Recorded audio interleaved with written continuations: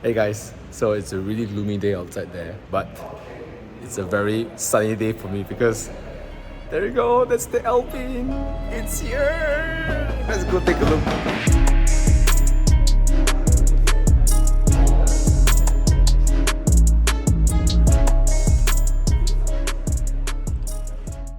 Before the video starts, I want to give a big shout out to our sponsors, Expel Malaysia. Now, many may know them for some of the best paint protection films out in the market, but they also produce excellent window tints. It not only has superior heat rejection, but it has amazing clarity. I've used both Prime XR Plus and Prime XP, and I have never been more satisfied. Do check out the website for more information on the products and network of distributors throughout Malaysia. With that, please enjoy the rest of the video. So there you have it, guys. After approximately 3 months plus of wait, maybe actually 6 months since I drove the Alpine A110S and I decided I wanted one. It's here. And the story of this is pretty incredible because I actually really wanted this color, this spec, the Legion GT, and I declared this in Evo Enduro 2022 in front of Cikgu Suresh and Adrian. And I said I wanted to take this for the next Evo Enduro, and I wanted specifically this variant because it's a limited edition, and it's finally here. I was almost going to settle for a dark blue or something else other than what I wanted, but patience pays off. So I found the exact spec I want, and it's very, the condition is more than what I thought it would be. Right, so let's take a little walk around with the car. Right, so it's a Mercure Silver. It's a limited edition color. I think there's less than 400 of them. And because it's a GT Legion, it comes with some really special bits, okay? Not even the black ones or the blue ones or the other colors have. Only the silver has specific things that is not on the other parts, other variants. So first of all, it's all the little gold accents. So you can see they're all with the gold Alpine words, okay?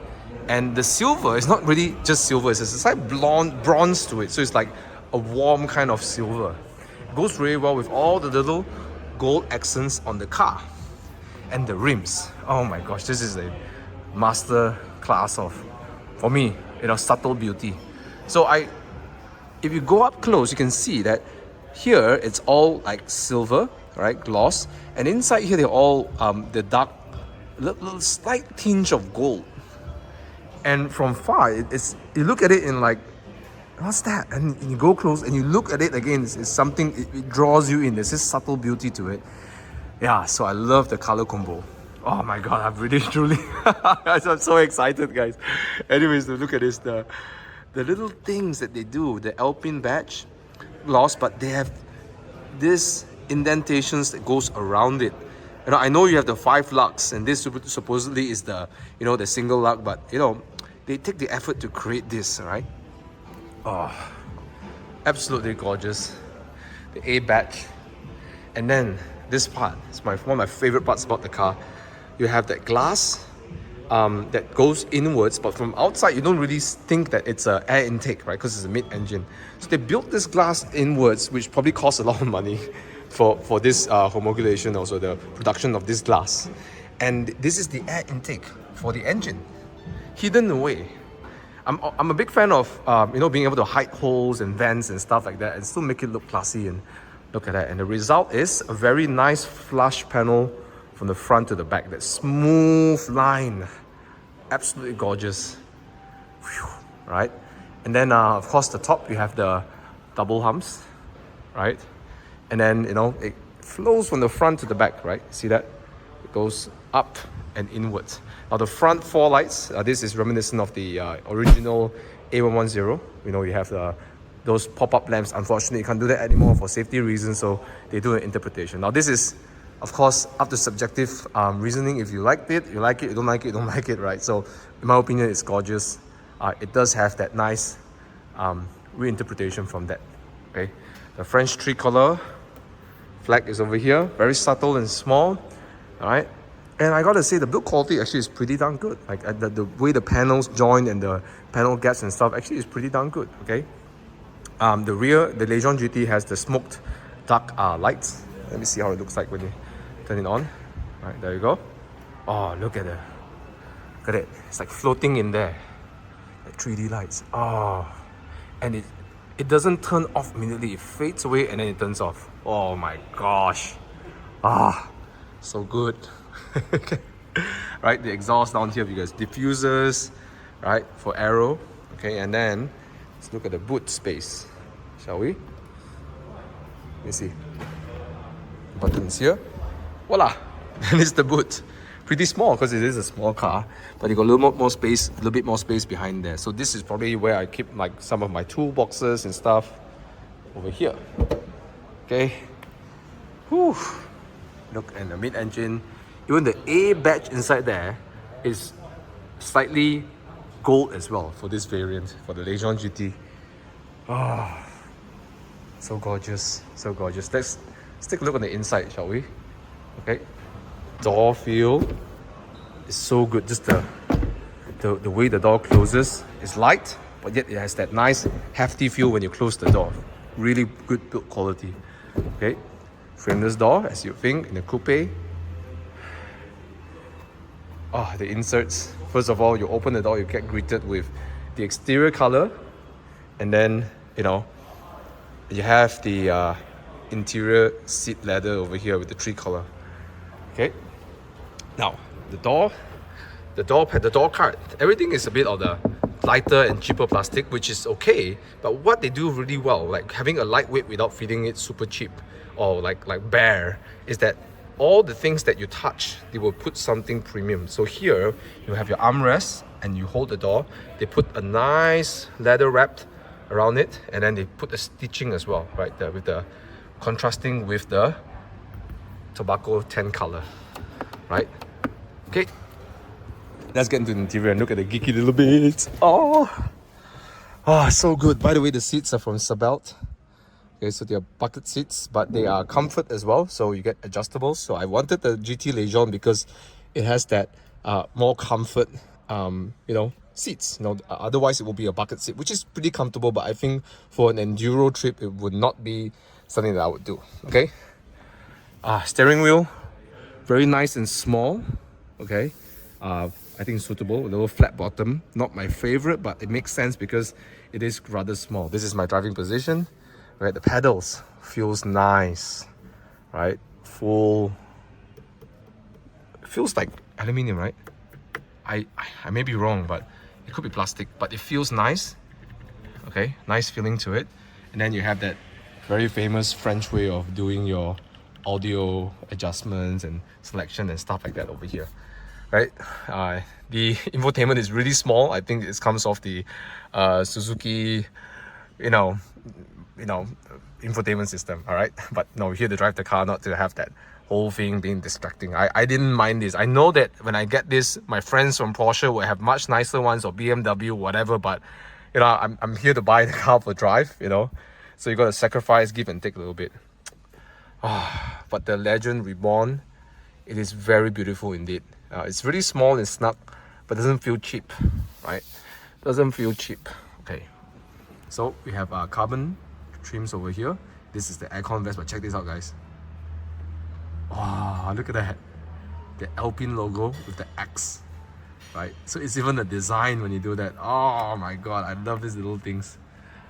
Focal audio system. I think you even have one little speaker down here as well. I think it's aluminium pedals, metal pedals. Really gorgeous.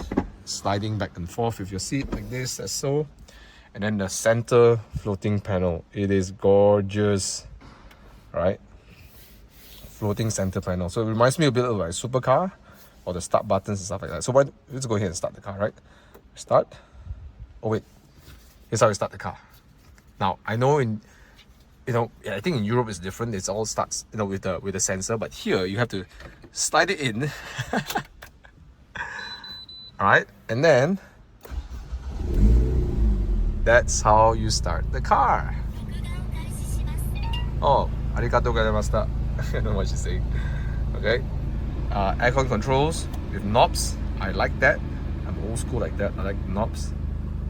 Okay, and then yeah, pretty simple, straightforward. There's an aircon vent down here, which is pretty hidden, pretty cool. and then you got the big ones at the side over there. It's very nice touch to this. Okay, and then all these little buttons, they all have a nice texture to it as well. Very, very cool. Minimalist, but still stylish.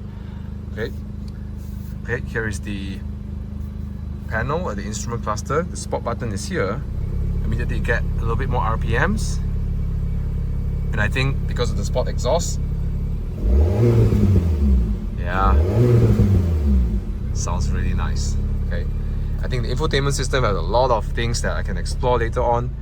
I believe, you know, we can check everything to do with the car settings, right? Coolant temperature, brakes, okay, intake temperature, turbo pressure, wow, all temperature, okay, your 0 to 100s, okay, torque, power, gearbox temperature. All these are very important information, especially going to do a lot of spirited driving.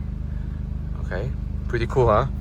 Alright, so I'm not gonna run it too long, but all this little stand stitching and the carbons, oh my god, it's so beautiful.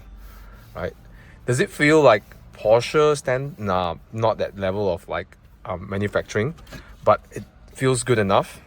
It feels special. All right, oh, look at that, even the tobacco color over here.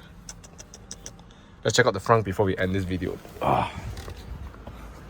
So the front took us half an hour to find it. Then Chris comes inside here, Chris V comes here, and then he's like, plop, there you go.